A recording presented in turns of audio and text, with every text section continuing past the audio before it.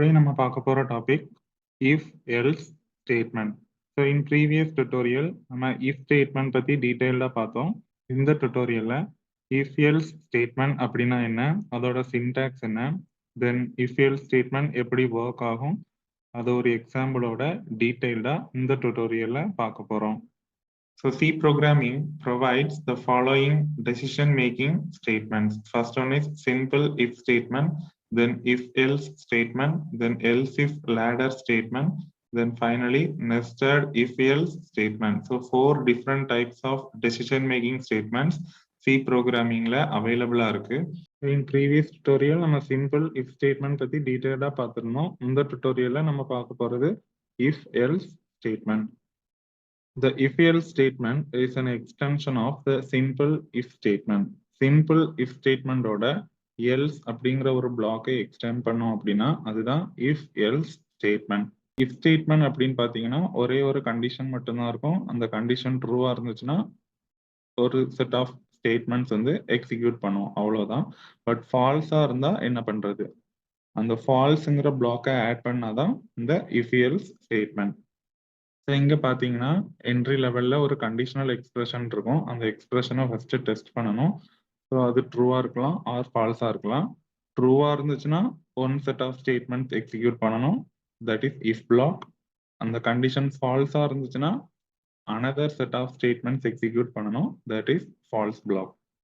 So இந்த ரெண்டு block of ஸ்டேட்மெண்ட்ஸ்ல ஏதாவது ஒரு செட் ஆஃப் ஸ்டேட்மெண்ட் மட்டும்தான் எக்ஸிக்யூட் ஆகும், தென் ரெஸ்ட் ஆஃப் த ப்ரோக்ராமுக்கு போயிடும். ஸோ இப்போ ட்ரூவா இருந்துச்சுன்னா இஃப் பிளாக் எக்ஸிக்யூட் ஆகும், அப்போ எல்ஸ் பிளாக் வந்து ஸ்கிப் ஆயிரும்.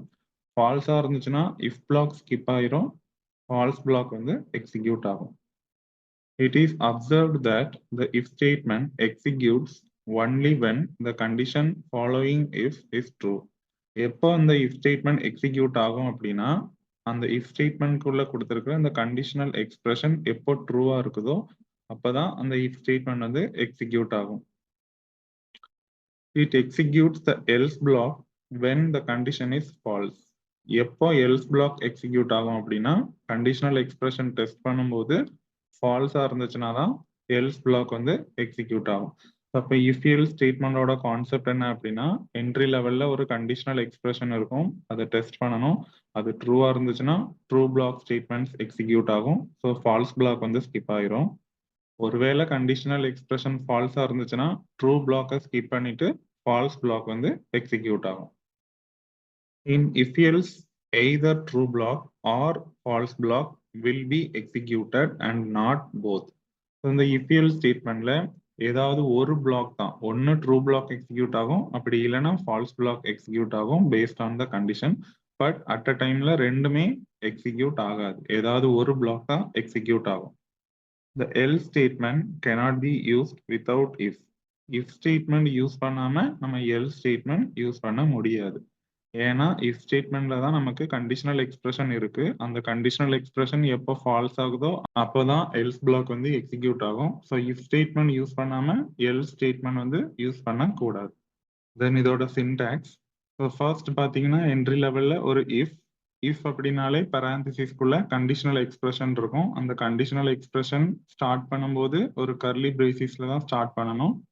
தென் ஒரு ட்ரூ பிளாக் ஸ்டேட்மெண்ட்ஸ், அது முடிஞ்ச உடனே கர்லி பிரேஸ் போட்டு அந்த பிளாக்கை க்ளோஸ் பண்ணிடணும்.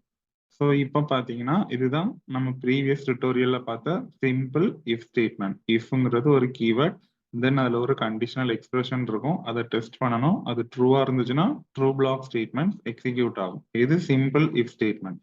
இதோட ஒரு எக்ஸ்டென்ஷன் தான் இந்த எல்ஸ் பிளாக். ஒருவேளை கண்டிஷனல் எக்ஸ்பிரஷன் ஃபால்ஸா இருந்துச்சுன்னா இந்த எல்ஸ் பிளாக்குள்ள வரணும். ஸோ அப்போ இஃப் பிளாக் வந்து ஸ்கிப் ஆயிரும், ட்ரூ பிளாக் ஸ்டேட்மெண்ட்ஸ் வந்து எக்ஸிக்யூட் ஆகாது. ஸோ எல்ஸ் பிளாக் வந்த உடனே எல்ஸ் பிளாக் ஸ்டேட்மெண்ட்ஸ், அதாவது ஃபால்ஸ் பிளாக் ஸ்டேட்மெண்ட்ஸ் வந்து எக்ஸிக்யூட் ஆகும். ஸோ இதுதான் இஃப் எல்ஸ் ஸ்டேட்மெண்டோட சின்டாக்ஸ். ஒரு கண்டிஷனல் எக்ஸ்பிரஷன் தான் ஃபர்ஸ்ட் இவாலுவேட் பண்ணணும். அது ஒருவேளை ட்ரூவா இருந்துச்சுன்னா ட்ரூ பிளாக் ஸ்டேட்மெண்ட்ஸ் எக்ஸிக்யூட் ஆகும், ஸோ ஃபால்ஸ் பிளாக் வந்து ஸ்கிப் ஆயிரும். ஒருவேளை அது ஃபால்ஸா இருந்துச்சுன்னா ஃபால்ஸ் பிளாக் ஸ்டேட்மெண்ட்ஸ் தான் எக்ஸிக்யூட் ஆகும், ட்ரூ பிளாக் வந்து ஸ்கிப் ஆயிரும். இதுதான் சின்டாக்ஸ். ஸோ நெக்ஸ்ட் நம்ம பார்க்க போறது இந்த இஃப் எல்ஸ் ஸ்டேட்மெண்ட் எப்படி ஒர்க் ஆகும் அப்படிங்கிறது தான். The simple if statement first evaluates the conditional expression inside the parenthesis. So first பார்த்தீங்கன்னா ஒரு இஃப் ஸ்டேட்மெண்ட் தான் இருக்கு. ஸோ இப்போ இஃப் ஸ்டேட்மெண்ட் அந்த கண்டிஷனல் எக்ஸ்பிரஷனை இவாலுவேட் பண்ணும். பரான்தீசிஸ்க்கு உள்ள இருக்கிற அந்த கண்டிஷனல் எக்ஸ்பிரஷனை ஃபர்ஸ்ட் இவாலுவேட் பண்ணும்.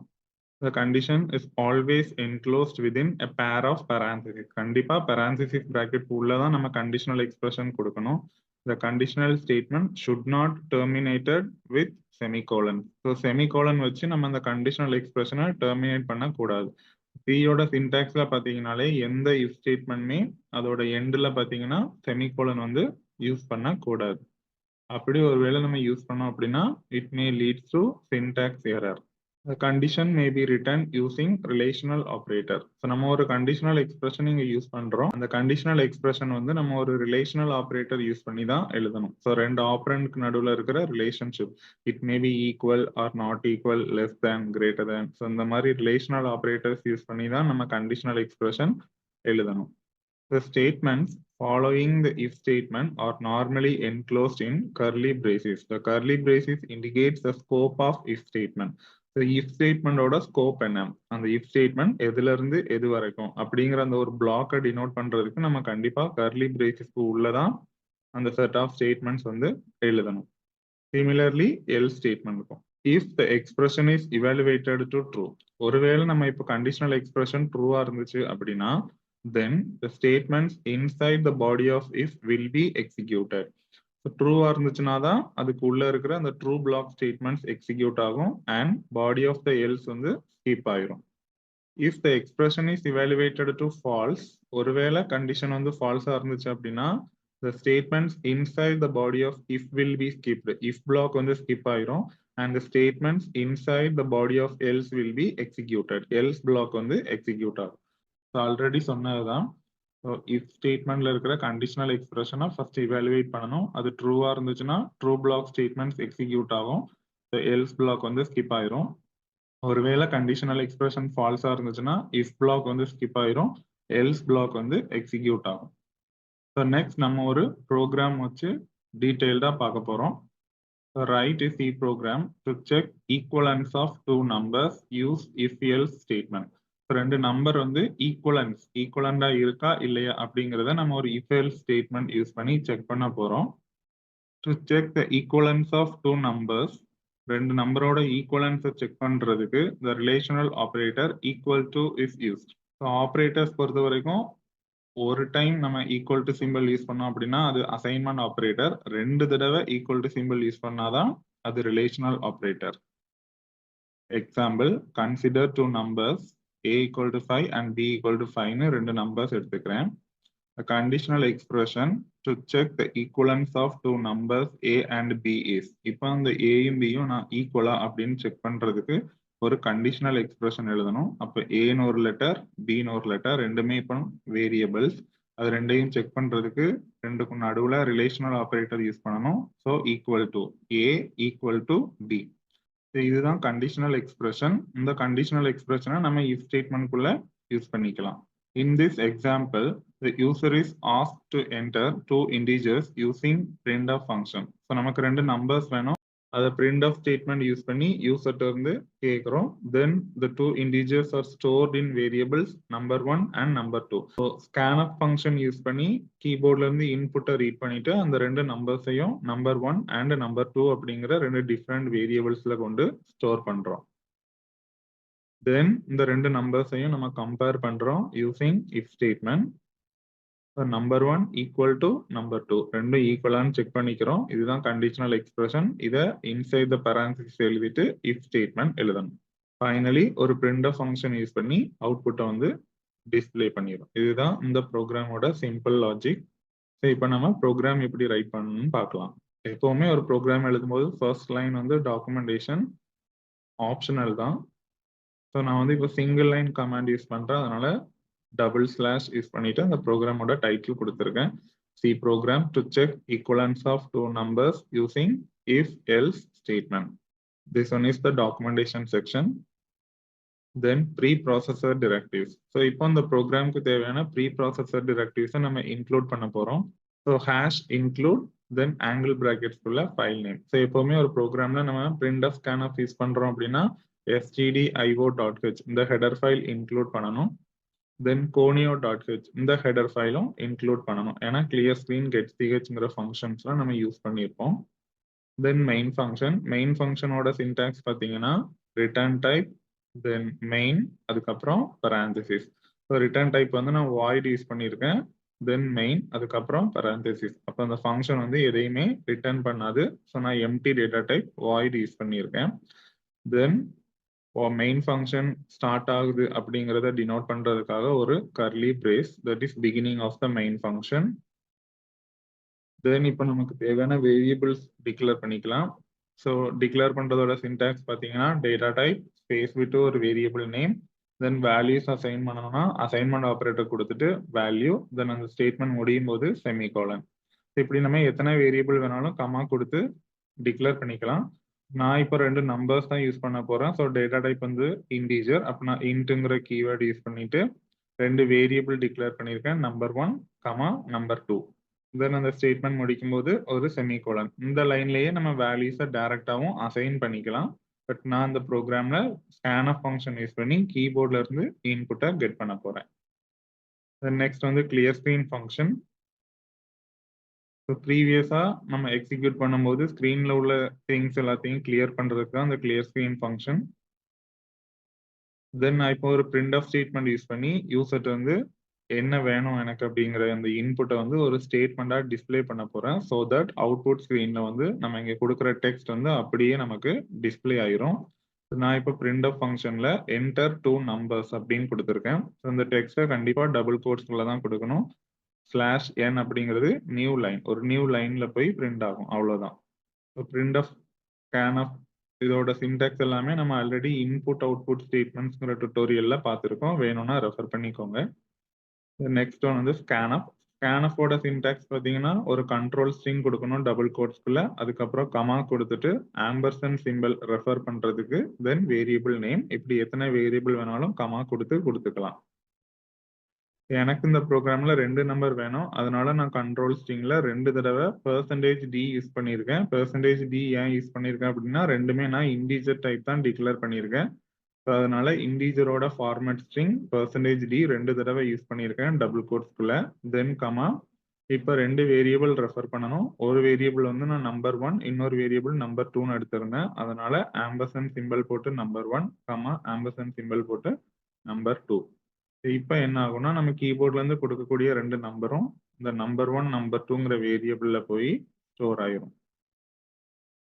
தென் நம்ம இப்போ ஈக்குவலன்ஸா இல்லையாங்கிறத செக் பண்ண போறோம். ஸோ அப்போ கண்டிஷனல் எக்ஸ்பிரஷன் எழுதிடலாம். ஸோ இதோட சின்டாக்ஸ் வந்து இஃப் parenthesisக்குள்ள கண்டிஷனல் எக்ஸ்பிரஷன். ஸோ நான் இப்போ 2 நம்பரும் ஈக்குவலான்னு செக் பண்ண போறேன். அதனால number 1 equal to number 2. Then if பிளாக்கோட ஸ்டார்டிங்கை டினோட் பண்றதுக்கு ஒரு கர்லி பிரேசிஸ், தென் இப்போ பாடி ஆஃப் இஃப் எழுதிக்கலாம்.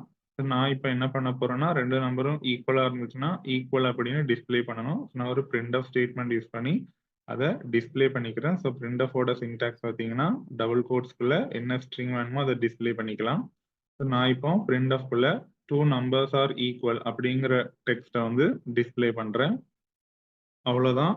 2 நம்பர் ஈக்குவலான்னு செக் பண்றேன். ட்ரூவா இருந்துச்சுன்னா 2 நம்பர்ஸ் ஆர் ஈக்குவல் அப்படின்னு டிஸ்பிளே பண்ணிடுறேன். ஸோ என்னோட இஃப் பிளாக் வந்து முடிஞ்சிருச்சு. அதை காமிக்கிறதுக்காக கர்லி பிரேசிஸ் போட்டு க்ளோஸ் பண்ணிக்கிறேன். தென் ஒருவேளை கண்டிஷன் ஃபால்ஸா இருந்துச்சுன்னா எல்ஸ் பிளாக் போகணும். ஸோ நெக்ஸ்ட் வந்து சின்டாக்ஸ் படி எல்ஸ்ல எந்த கண்டிஷனல் எக்ஸ்பிரஷனும் இருக்காது. டிஃபால்ட்டாவே கண்டிஷன் ஃபால்ஸ் ஆகும்போது எல்ஸ் பிளாக் வந்து ஒர்க் ஆயிரும். தென் எல்ஸ் பிளாக்கோட ஸ்டார்டிங்கை காமிக்கிறதுக்கு ஒரு கர்லி பிரேஸ், அதுக்குள்ள body of else, that is else block statements. So இங்கேயும் நான் print of யூஸ் பண்ணி டிஸ்பிளே பண்ணிக்கிறேன். 2 numbers are not equal. எப்போ கண்டிஷன் ஃபால்ஸ் ஆகுமோ அப்போ 2 நம்பரும் நாட் ஈக்குவலா இருக்கும். அதனால else blockல வந்து நான் 2 numbers are not equal அப்படிங்கிற டெக்ஸ்ட்டை டிஸ்பிளே பண்ணிக்கிறேன். தென் else block க்ளோஸ் பண்ணிடலாம். ஸோ இப்போ பார்த்தீங்கன்னா 2 நம்பர் இன்புட் வாங்கி இந்த 2 நம்பரும் ஈக்குவலா இல்லையான்னு செக் பண்ணி அதை if else ஸ்டேட்மெண்ட் யூஸ் பண்ணி பிரிண்ட் பண்ணியிருக்கோம். அவ்வளோதான், நம்ம ப்ரோக்ராமுக்கு தேவையான எல்லா லைன்ஸுமே எழுதியாச்சு. ஸோ ஃபைனலாக getch போட்டு ப்ரோக்ராமை க்ளோஸ் பண்ணிக்கலாம். ஸோ லாஸ்ட்ல எண்டிங் ஆஃப் மெயின் ஃபங்க்ஷன் அதை டினோட் பண்ணுறதுக்கு ஒரு கர்லி பிரேஸ் போட்டு க்ளோஸ் பண்ணிடலாம். ஸோ இவ்வளோதான் ப்ரோக்ராம். ஸோ இப்போ நம்ம இந்த ப்ரோக்ராமை டர்போஸ் எடிட்டரில் போய் டைப் பண்ணி கம்பைல் பண்ணி அவுட்புட் எடுத்து செக் பண்ணிக்கலாம். நான் இப்போ டர்போசி எடிட்டர் ஓபன் பண்ணி இந்த ப்ரோக்ராமை டைப் பண்ணியிருக்கேன். வாங்க இப்போ கம்பைல் பண்ணி பார்க்கலாம். எந்த எரரும் இல்லை. நெக்ஸ்ட் ரன் பண்ணிக்கலாம். இப்போ பார்த்தீங்கன்னா நான் ப்ரோக்ராம்ல ஃபர்ஸ்ட் கொடுத்திருந்த பிரிண்ட் ஆஃப் என்டர் 2 நம்பர்ஸ் அப்படிங்கிற டெக்ஸ்ட் கொடுத்திருந்தேன். அது இப்போ அவுட்புட்ல டிஸ்பிளே ஆயிருக்கு. இப்போ நம்ம கீபோர்ட்ல இருந்து நமக்கு தேவையான 2 நம்பரை இன்புட்டா கொடுத்துக்கலாம். நான் இப்போ ரெண்டுமே சேம் நம்பர்ஸ் இன்புட் கொடுக்குறேன். அப்போ 2 நம்பரும் நம்ம சேமா கொடுத்துருக்கோம். இப்போ 3ங்கிற நம்பர்ஸ் நம்ம ப்ரோக்ராம் படி நம்பர் 1 நம்பர் 2ங்கிற 2 டிஃப்ரெண்ட் வேரியபிள்ல போய் ஸ்டோர் ஆயிரும். நெக்ஸ்ட் இஃப் ஸ்டேட்மெண்ட் மூலமா 2 நம்பரையும் செக் பண்ணுவோம். ஸோ செக் பண்ணும்போது ரெண்டுமே ஈக்குவலா இருக்கு. அப்போ கண்டிஷன் ட்ரூவா இருக்கிறதுனால ட்ரூ பிளாக் ஸ்டேட்மெண்ட்ஸ் தான் எக்ஸிக்யூட் ஆகும். ஸோ அவுட்புட்ல 2 நம்பர்ஸ் ஆர் ஈக்குவல் அப்படின்னு பிரிண்ட் ஆகும். சிமிலர்லி நம்ம வேற நம்பர்ஸ் கொடுக்கும்போது 2 நம்பர்ஸ் ஆர் நாட் ஈக்குவல் அப்படின்னு டிஸ்பிளே ஆகும். பார்த்தீங்கன்னா the 2 numbers are not equal அப்படின்னு டிஸ்பிளே ஆயிருக்கு. ஸோ அவுட்புட்ல வந்து வெறும் டெக்ஸ்ட் தான் டிஸ்பிளே ஆயிருக்கு. நம்ம கொடுக்கக்கூடிய நம்பர்ஸே டிஸ்பிளே பண்ணிக்கலாம் using control string. Print of statement கொடுக்கும்போது கண்ட்ரோல் ஸ்ட்ரிங் யூஸ் பண்ணி நம்ம டெக்ஸ்ட் கொடுத்துருந்தோம் அப்படின்னா அதுல இருக்கிற வேல்யூவை ரெஃபர் பண்ணி எடுத்துட்டு வந்து அந்த வேல்யூவோட சேர்த்து நமக்கு அவுட்புட்ல டிஸ்பிளே ஆகும். நான் இப்போ பிரிண்ட்எஃப்ல எப்படி கொடுத்துருக்கேன்னா %d and %d are equal. So டெக்ஸ்டா கொடுக்காம அந்த இடத்துல %d யூஸ் பண்ணியிருக்கேன். ஸோ அதோட வேரியபிள் என்ன ரெஃபர் பண்ணணுங்கிறத நம்ம டபுள் கோட்ஸை க்ளோஸ் பண்ணிட்டு அதுக்கப்புறம் கமா கொடுத்துக்கலாம். ஸோ நான் இப்போ நம்பர் 1 நம்பர் 2ங்கிற அந்த 2 வேரியபிளை ரெஃபர் பண்றேன். ஸோ அப்போ எனக்கு %d இருந்த இடத்துல டைரக்டா அந்த வேரியபிள்ல இருக்கிற வேல்யூஸ் போய் செட் ஆகி அந்த வேல்யூஸ் வந்து அவுட்புட்ல பிரிண்ட் ஆகும். வாங்க இதை ரன் பண்ணி பார்க்கலாம். நான் இப்போ 3 கொடுக்குறேன். பார்த்தீங்கன்னா 3 and 3 ஆர் ஈக்குவல் அப்படின்னு பிரிண்ட் ஆயிருக்கு. அப்போ இந்த டுட்டோரியல்ல நம்ம இஃப்எல் ஸ்டேட்மெண்ட் அதோட சின்டாக்ஸ் தென் ஒரு இஃப்எல் ஸ்டேட்மெண்ட் எப்படி ஒர்க் ஆகும் அது ஒரு எக்ஸாம்பிள் ப்ரோக்ராமோட டீடைல்டா பார்த்துருக்கோம். இந்த டுட்டோரியல்ல உங்களுக்கு ஏதாவது டவுட்ஸ் இருந்துச்சுன்னா உங்களோட குவரிஸை கமெண்ட் செக்ஷன்ல கமெண்ட் பண்ணுங்க. ஃபர்தர் டுட்டோரியல்ஸ் என்னோட சேனல்ல இருந்து பார்க்கணும் அப்படின்னா என்னோட சேனலை கண்டிப்பா சப்ஸ்கிரைப் பண்ணுங்க. என்னோட சேனலோட name prince of programming. Future notifications என்னோட சேனல்ல இருந்து பார்க்கணும் அப்படின்னா பெல் பட்டனை கிளிக் பண்ணிக்கோங்க. Thank you guys. நெக்ஸ்ட் டுட்டோரியல்ல மீட் பண்ணலாம்.